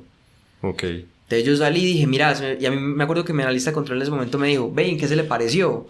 Esto y esto, bueno, y has determinado en qué ves de diferente. Entonces ya empecé a separar, como bueno, no, tal vez no era tan igual. Y particularmente una vez empieza ya las siguientes sesiones, ya ni pensaba en eso. Ella ya terminó el proceso. Y creo que fue más fácil, pero ahí sí me logré, como diría ese analista control, se logró angustiar, y yo sí, claro. Es que uno es humano, uno también tiene que entender que hay ciertos puntos donde ya no puede, ¿cierto? Sí, claro, y lo importante supongo que es ver qué hacer con eso, ¿no? Exacto. Porque ¿qué va a pasar? Seguramente va a pasar sí o sí. Exactamente, ajá, correcto. ¿Tú cómo te sientes siendo psicoanalista? Bueno, perdón, no psicoanalista, sino dando psicoterapia siendo tan joven, porque a veces se enseña mucho eso, ¿no? O en el psicoanálisis tengo entendido que es como que la persona se analice hasta que llegue a encontrar suyo no sé qué cosa, o como lo entiendo yo es como esa cosa que lo tiene jodido o que hace que se comporte de cierta forma, a falta de mejores palabras para decirlo. ¿Uno puede ser psicoterapeuta joven y hacerlo bien? Ahí nos metemos en otro lío con eso último que dijiste, porque yo dije que una cosa es el psicoanálisis y otra cosa son los psicoanalistas, pero voy a reformular algo de eso. También existen los psicoanálisis. Si yo me voy donde un psicoanalista lacaniano radical, va a decir que la psicodinámica, que la psicología dinámica, los psicólogos de las relaciones objetales, los psicólogos son psicólogos del yo, que eso no es psicoanálisis. Entonces sí, tienen teorías, Ahí es donde empieza todo el tema de Ana Freud, Ana Melanie Klein, Winnicott. Es psicoanálisis, trabaja con el inconsciente, formaciones del inconsciente. Lo que pasa es que no trabaja de la misma forma como un lacaniano. Entonces ya se complejiza más porque uno empieza a decir, entonces el psicoanálisis dicta que uno no puede atender hasta después de tener ciertas sesiones. Pues yo pienso que no, yo pienso que uno puede autorizarse en la medida en la que uno, insisto, autorizarse es la expresión que muchas ¿no? veces dicen, usted se autoriza de sí mismo en la medida en la que usted tenga una respuesta ética, es decir, que usted no crea que se las sabe todas, que usted sepa que se puede equivocar y que se va a equivocar muchas veces. No es predisponerse al error, es saber que a usted le falta algo, ¿no? Yeah. Es una expresión muy, muy lacaniana. Hay personas que le faltan la falta. Es decir, que todos lo han tenido. Entonces son los grandes, las vacas sagradas, los que son gigantes, los que hay que prenderles velas. Entonces yo sí he pensado que, claro, la juventud, es imposible que la juventud no genere algo en el otro. Ejemplo, yo me acuerdo que la primera persona que yo atendí ya hace rato, me acuerdo que lo primero que me dijo es, usted es muy joven. Y yo me acuerdo de lo que le dije, yo no sabía si eso estuvo bien, si estuvo mal. En ese momento le contesté, le dije, pero acá estoy para escucharlo. Y dejamos de lado. Esa persona dijo, tienes razón, y empezó a relatar. Excelente. Yo no le dije, yo quedo matado. Yo no le dije, en ese momento, tengo 20 años, sí, soy recién egresado. ¿Tenías 20? Pues seguro que sí, en ese momento, si mal no estoy, sí. Sí, porque de hecho eso fue una experiencia bonita, porque yo no me había graduado, yo estaba en último semestre en ese momento, por esos lados. 20 y tantos, no lo recuerdo exactamente en este momento, y me acuerdo que yo no cobré esa sesión, yo lo cobré simbólicamente, era algo con la empresa, una persona, y me acuerdo que esa persona me dio una torta, un pago simbólico. En ese momento yo no tenía tarjeta profesional, yo lo escuché, un practicante, ¿no? Okay. Entonces me acuerdo que esa fue la respuesta, y esa persona de inmediato dijo, tienes razón. Otro se queda, no, pero yo me he formado. No, claro que oscurece. Claro, no, y uno llegará a su primera sesión y que le digan eso, pues pegan toda la inseguridad que uno ya debe entrar. De hecho, eso me recuerda algo, otra experiencia, eso sí fue hace relativamente poco. Una paciente, me acuerdo que me dijo, pero yo ya he hablado mucho de mí, hábleme de usted. Y yo me acuerdo también que le contesté, le dije, no, acá estamos para hablar de usted. La volví a reencauzar. Ahora, yo sabía, había ya una transferencia. Yo pues me reí un poco, le dije, no, acá estamos para hablar de usted. Cuénteme un poco más sobre tan. Y de una volvió, ella no insistió. Ya uno tiene que saber maniobrar. Ahora, eso no está escrito en los libros. Eso no se lo dice Lacan, eso no se lo dice Freud, eso no está en la estantería de la biblioteca. Eso la verdad lo aprendí con mi control. Ya. Y se lo agradezco profundamente a los psicólogos que me han controlado los casos. Me han ayudado mucho. Eso no es un comité de aplausos. Uno no vaya a decir, lo hiciste muy bien, felicitaciones. Uno vaya a decir, ¿usted qué sintió? ¿Qué había suyo en ese paciente? Y uno dice, ¿qué había suyo? Sí, usted la asoció algo con su mamá y de pronto al paciente le pareció un poco a su mamá con algo que usted ha venido contando.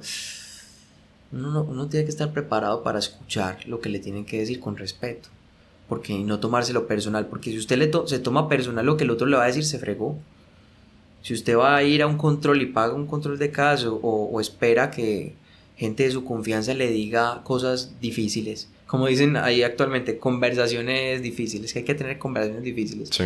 Esa es una de ellas, es ser capaz de escuchar sin tomarse algo personal. Que el ego no se meta ahí.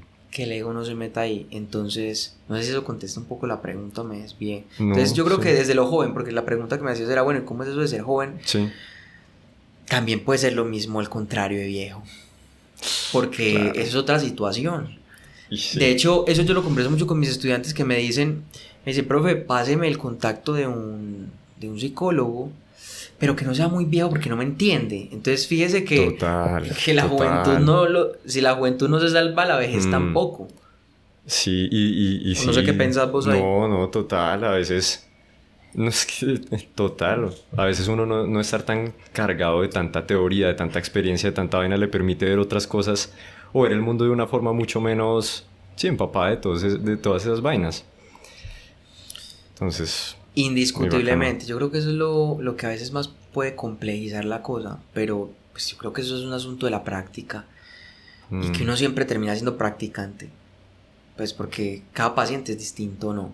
claro. A mí me pueden llegar dos pacientes muy similares, pero a la larga tienen vidas distintas, experiencias distintas, una historia subjetiva muy diferente, entonces yo tengo que pensar, yo a este lo voy a atender como Daniel y Mateo, Ujú. o Ana, Isabela, son personas muy distintas.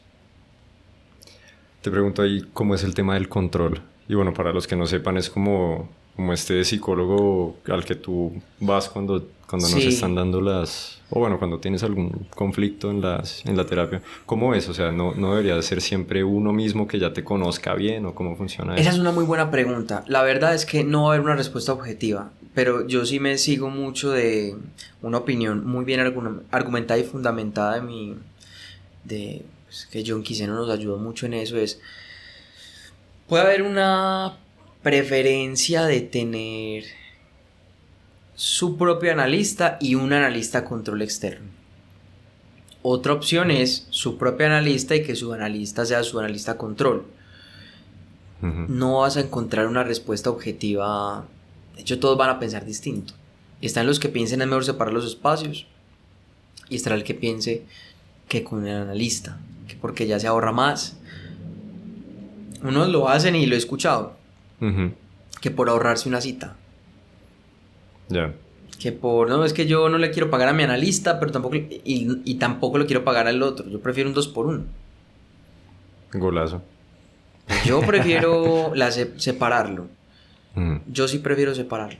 Creo que es importante hacer esa separación y está muy bien argumentado, pues, porque también es bueno tener dos miradas distintas. Que uno le vea sus cosas por un lado y el otro, tal vez que tenga una Claro. mirada, porque el otro también se sesga, ¿no? Ujú. De hecho, puede ser más interesante el de afuera porque, digamos, el propio puede decir, pero entonces, ¿eso cómo influye con su mamá? Venga, pero yo no había pensado en mi mamá. En cambio, el otro, el control te dice, y cuando usted atendió a esa paciente, ¿usted no pensó que tal vez había alguien que esa respuesta que diste, que ese movimiento apresurado, que ese levantamiento de las cejas, pues eso no fue algo de pronto que viene de otro lado?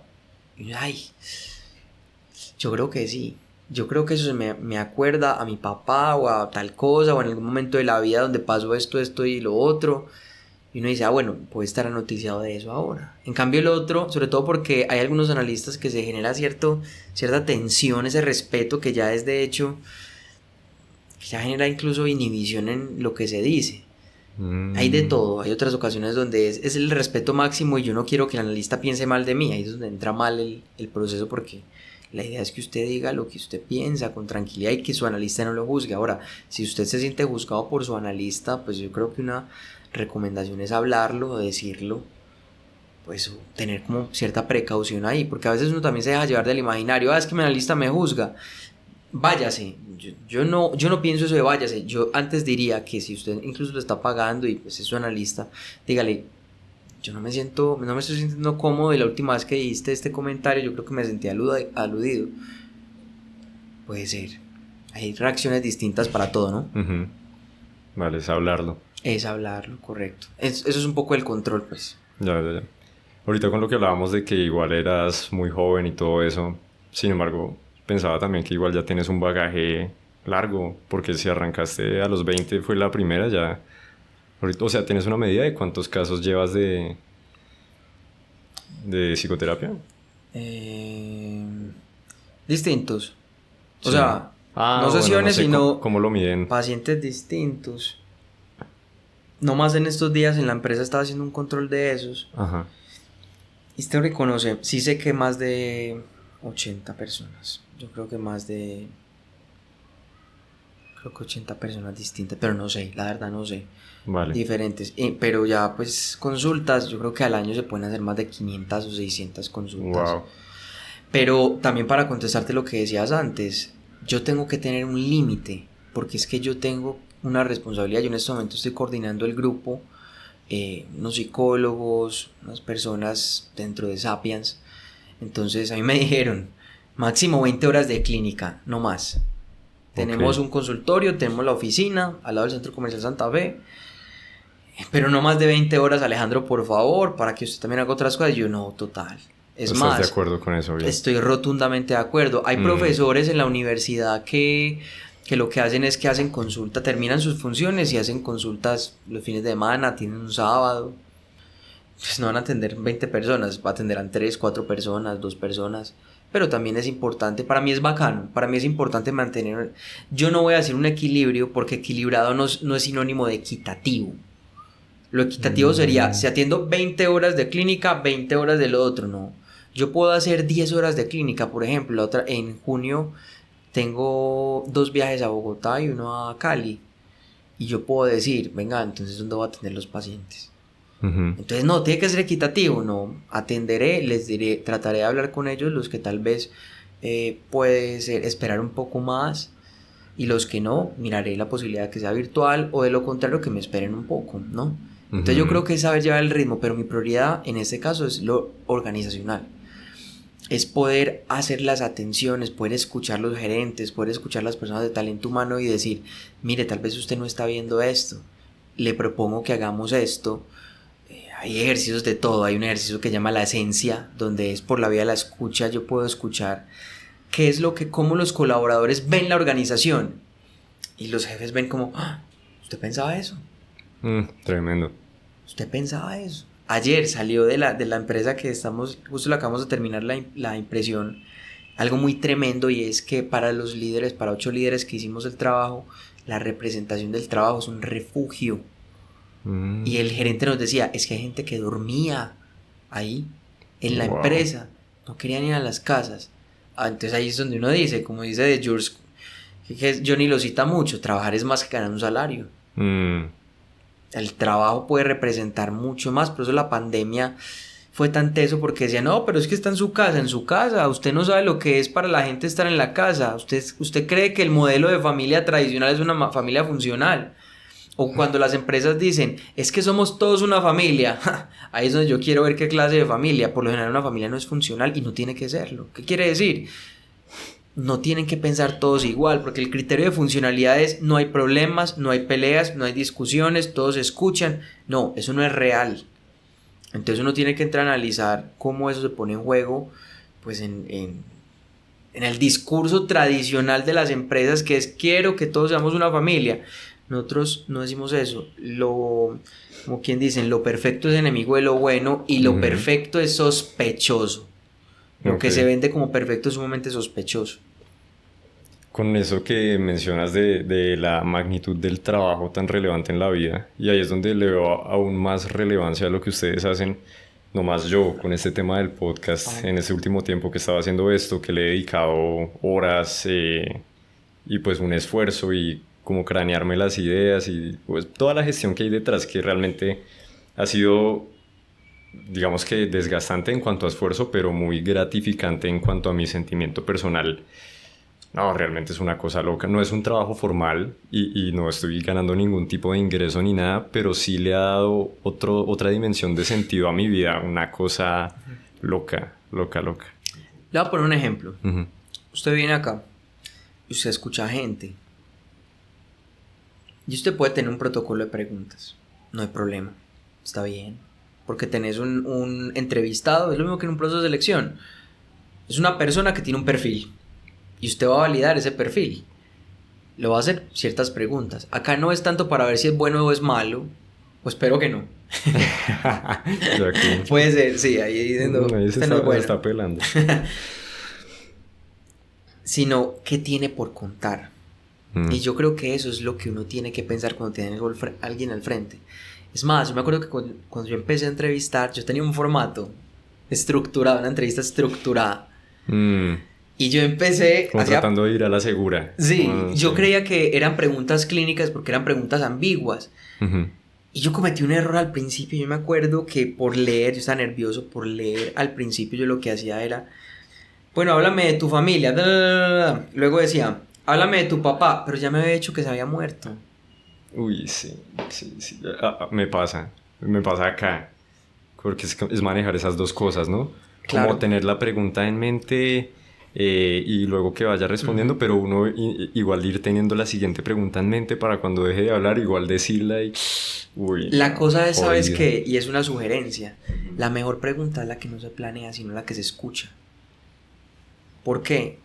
Yo he visto que varias veces vos miras ahí, pero Sí. otras veces no. Y vos decís, ve, con lo que decís me genera una pregunta. Sí. Eso es lo bello de la clínica. Es un arte de ir hilando, de ir... Pero vos dijiste ahora que tu mamá... Vos ahorita dijiste que tu mamá cumplía esa función en tu vida. ¿Y qué pensás? ¿Estás puesto a pensar de pronto si eso no se relaciona en algún momento con eso que pasaba en el trabajo cuando decías que no te gustaba que las personas te dijeran qué es lo que tenías que hacer? Ah, Ya. eso no está ahí. Eso no está en el documento, eso no está en el computador, eso no está en una hoja. Sí, eso se dio fue acá. Eso se dio así, exacto. Y yo creo que eso es la clave. Y con lo que estabas diciendo, este trabajo, bueno, hoy no es pago, mañana puede serlo. Este podcast puede tener, te lo voy a poner así, puede llegar a tener tanta visibilidad que casi que ser un competidor del colombiano. Yo atiendo a muchas personas de allá y otros periódicos y dicen, claro, la clave es conseguir empresas que digan el colombiano es visible, la prensa mueve, y que si alguien viene acá a contar su historia y tiene un interés, pero lo bonito es que es más allá del interés, es qué querés vos aprender, cómo vos podés aprender. Esto es clínico.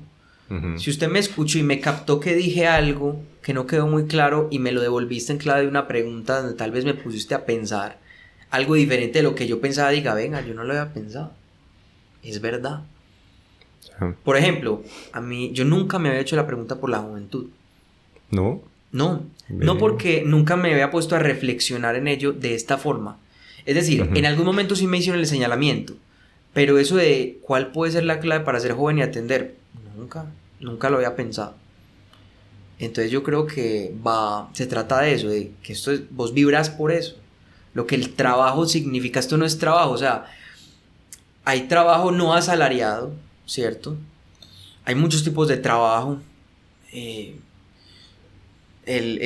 Por ejemplo, el voluntariado es un tipo de trabajo. El trabajo viene de una significación. Viene de tripalium, ¿cierto? Que hace mucho tiempo, hace muchos años tenía la significación de 3 palos, eran 3 estacas que se utilizaban para torturar a las personas. De ahí viene la significación de trabajo como una tortura. Antes lo que era el trabajo era la esclavitud. ¿Quién trabajaba? El esclavo. En cambio, el desempleado hoy es el que es visto como mal. Total. Como dice Johnny cuando parafrasea, dice en la canción, ¿qué haces? ¿Estudias? ¿A qué te dedicas? ¿Estudias o trabajas? Hay 2 opciones, no hay más. Si usted está desempleado, usted está discriminado, está denigrado por lo general. Inclusive si usted tiene mucha plata, usted puede tener mucho dinero, pero no trabaja. Eso tiene un símbolo. No es bien visto. Inclusive o eso no siente uno. Totalmente, inclusive sí. no es bien visto. Es que el hecho de trabajar, ¿por qué? Porque cumple con un propósito. ¿Qué buscamos nosotros en una entrevista de selección? ¿Cuál es el propósito de esta persona? ¿Qué desea? ¿Qué aspira a? Más allá de ganarse un salario, que es necesario, no vamos a decir que no y es importante. Pero esta persona, ¿qué busca siendo gerente de una compañía? ¿Qué quiere? Y eso que busca no se hace con la entrevista típica de competencia, sino con algo más a profundidad. Ok. Ustedes en Sapiens, me puse a ver, pues ustedes dan un proceso individual, lo que hemos hablado. Sí. Lo describen ahí como durante 12 sesiones, el psicoanálisis aplicado intenta restaurar la angustia de uno o varios síntomas. Valga aclarar que estamos en un proceso de reestructuración de la página. Okay. Porque ahí no es muy preciso, digamos que es un poco amplio. Nosotros tenemos un servicio que se llama DAP, Dispositivo de Atención Personalizada. Ajá. Porque, vuelvo, nuestro propósito es transformación a través de la escucha. No solo es escucha psicológica. Hay personas en el grupo, por ejemplo, José, el líder del grupo, él es contador. Él es contador y él lleva desde el 2014 estudiando psicoanálisis y los temas humanos. Y él empezó a decir, él es muy teso, un contador muy teso, una persona que sabe de temas de planeaciones estratégicas, él tiene pues una especialización en negocios internacionales y economía, pero él trabajó mucho el tema de la planeación estratégica, de todo este acompañamiento organizacional, y él le metió esa escucha a profundidad para tratar de decir qué es lo que me quieren decir más allá de lo que aparentemente dicen. Entonces, a partir de ahí, él siempre ha tenido una gran escucha, muy buena capacidad de escucha, y él ha dicho, yo puedo aplicar la escucha profunda en un dispositivo de atención en otro ámbito que no sea la psicología. Y yo lo que le dije es, tienes razón. Ejemplo, una persona que viene, esto es un caso real, viene endeudadísimo, con problemas de endeudamiento. José tiene una especialidad grande en dictar cursos de finanzas personales, que es uno de los cursos de hecho que dictamos en Sapiens. Ahora vamos a arrancar a dictar uno pero es distinto, no es el mismo típico curso de los bancos que al final lo que quieren es darte un crédito o algo así, sino venga, hábleme de su propósito de vida, hábleme usted qué quiere hacer con su vida. Wow. ¿Usted quiere una casa o quiere un hogar? ¿Usted para qué quiere una casa? Es que yo quiero viajar. ¿Para qué quiere viajar? Y no es para limitarlo, es todo lo contrario. Venga, vamos a hacer eso posible. Hábleme de sus cuentas. Y eso no tiene nada que ver con la psicología. Digo, puede tener que ver, pero no es la intervención psicoterapéutica. Hay muchas veces que hay muchos problemas y por eso a veces me genera como unos sentimientos encontrados con algunos psicoanalistas, que es la persona entró y empezó a alucinar. No, eso es una psicosis. Entonces uno pregunta, venga, ¿por qué no primero se va y se hace unos exámenes? Fijo, un tumor en el cerebro. Entonces usted iba a hacerle una psicoterapia, un psicoanálisis, diagnosticando una persona como psicótica, una persona que tiene un tumor en el cerebro. ¿Qué es eso? Terrible. Pero te digo, entonces uno tiene que decir a quién está escuchando. Entonces vuelvo. Esa tensión que aparece ahí en la página realmente es una tensión en varios frentes. Liderazgo, ejemplo. Tenemos un segmento, un espacio, un dispositivo para atender líderes. Es hacer lo que llaman un mentoring en las organizaciones. No es, y acá pues sí me quiero meter con un asunto porque hay una discusión muy grande con el tema del coaching. Sí. Y creo que eso es un tema complejo que es importante tocar. Sí.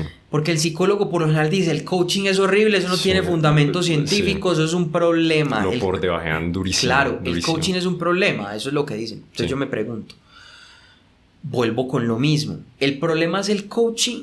¿El problema son los coaches? ¿El problema son los psicólogos que tienen envidia de estos, que hay algo que resuelven?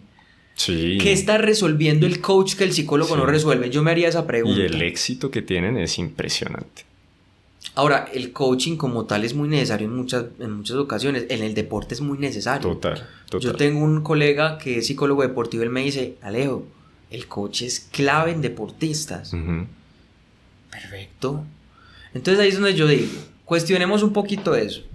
¿El problema es el coach? ¿Es el mentoring? ¿O el problema es lo que los psicólogos no están terminando de responder?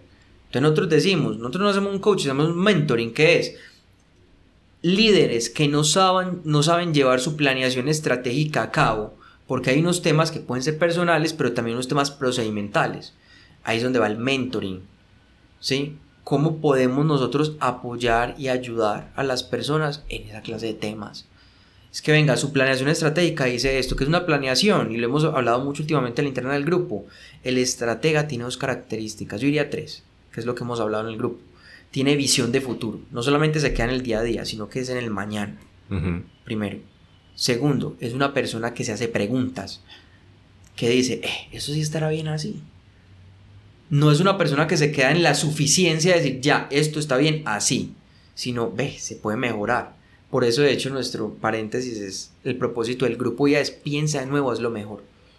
No es ni visión ni misión, así como el de Sapiens es transformación a través de la escucha, el de ingeniería apropiada del grupo IA es piensa de nuevo, haz lo mejor. ¿Piensa qué? Piensa de nuevo, haz lo mejor. Okay. Es decir, siempre se puede visionar algo mejor. ¿Te funcionó esto? Listo. ¿Cómo lo puedes mejorar? ¿Me hago entender? Vale, sí. Cierro ahí ese paréntesis. Entonces uno ahí empieza a decir, No, hay personas que necesitan otras cosas, no todo es psicoanálisis, no todo es psicología. Le puede funcionar otra cosa. Por eso yo no soy ortodoxo. Ujú. Yo prefiero escuchar a varias personas. Yo prefiero escuchar puntos de vista diferentes. Uno de mis grandes, creo que últimamente sobre todo es un gran amigo, una persona que le agradezco mucho, que llevé a la clase del viernes pasado acá en EAFIT, se llama Oscar Berrío. Oscar actualmente es el decano de administración del CES, de la Facultad de Administración de la Universidad CES. Y él hizo un curso de coaching, él es coach, y él me decía, Alejo, llega un punto en el que la persona que yo le estoy haciendo un coaching ya tiene una crisis de ansiedad, y yo remito. Ya, es que yo ya cuando me dicen tengo crisis de ansiedad, no, venga, eso no es por acá. Ahora, hay otros coach muy responsables que continúan. Y lo sé porque mis pacientes me dicen, es que yo tenía un coach y empecé con unos episodios depresivos y él empezó a decir, no, venga, usted puede, es que mire que usted tiene esto bueno. Y eso lo empeoraba porque lo que hacía era decir como oiga, pero es que usted está diciendo algo que es cierto, yo tengo mi familia, tengo esto, pero eso no es suficiente. Entonces yo estoy dañado, yo no merezco vivir. Entonces mira que volvemos, el problema no es el coaching, el problema no es el psicoanálisis, no es la psicología, el problema son las personas que los ejercen. Ya. ¿Sí? Uf, a mí ese tema del coaching, o sea, se me hace un debate muy bacano. Es un debate interesante. Y yo puedo decir de mi parte que a mí me ha servido muchísimo el coaching en diferentes etapas de mi vida, muchísimo. Por eso cuando le dan tan duro acá, yo como, pues, no sé, o es como un tema de ego también, porque sí, me ha servido mucho el coaching, me ha servido mucho la espiritualidad, me han servido mucho los libros, me ha servido mucho el psicólogo. Pues de todo lado uno puede agarrar, ¿no? Absolutamente. Pues, no sé. Uno no puede ser ortodoxo ahí. Ajá. Con esto que dicen de las 12 sesiones de psicoanálisis aplicado, sí lo manejan, o sea, lo manejan es algo finito, entonces. A ver, voy a profundizar eso. Ese producto como tal está planteado para las organizaciones, para las empresas. Ah, bueno, ya. Voy a especificarlo. Vamos a ver un poquito teórico. El psicoanálisis aplicado es una corriente del psicoanálisis que plantea Jacques Miller cuando él hace una relectura de Lacan y él dice el psicoanálisis se puede aplicar en otras esferas, no solamente es en el consultorio. Yo puedo hacer psicoanálisis aplicado en una empresa, en un colegio, donde haya un sujeto que se pueda escuchar, donde tenga la característica de hablar. Ahí está el inconsciente que se puede interpretar.